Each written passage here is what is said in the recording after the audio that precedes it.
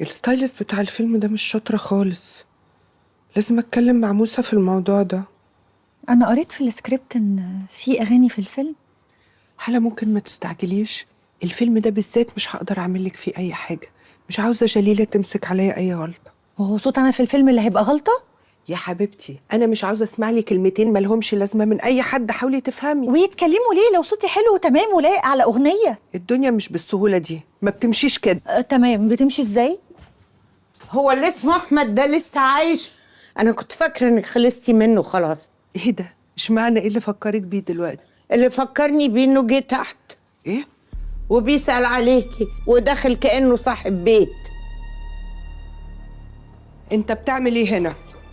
وازاي تدخل بيتي من غير اذني؟ حد قال لي كمان وقفت مع عصفور ولا ايه؟ اكيد حد فتح لي ودخلت. دي حسابها معايا بعدين. انت عاوز ايه؟ افتكرت تيجي النهارده؟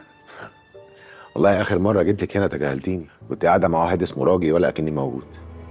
مستنيه مني ايه؟ لا انا مش مستنيه منك حاجه، بس للاسف ان انا فهمتك متاخر قوي.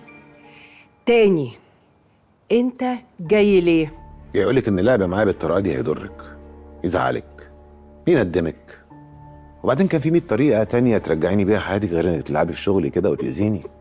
مين قالك ان انا عاوزاك في حياتي؟ ده انا من يوم ما مش مهم. انا بس عاوزاك تفهم انك بقيت في نظري ولا حاجه. عادي. امال حطاني في دماغك ليه وبتحاربيني؟ هفتري يا نهله.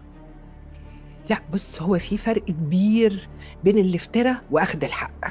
انت راجل سرقت مني سنين عمري وانت عامل بتحبني عشان تستفيد مني، واستفدت الحمد لله، بس انا اتضريت ودلوقتي انا هاخد حقي.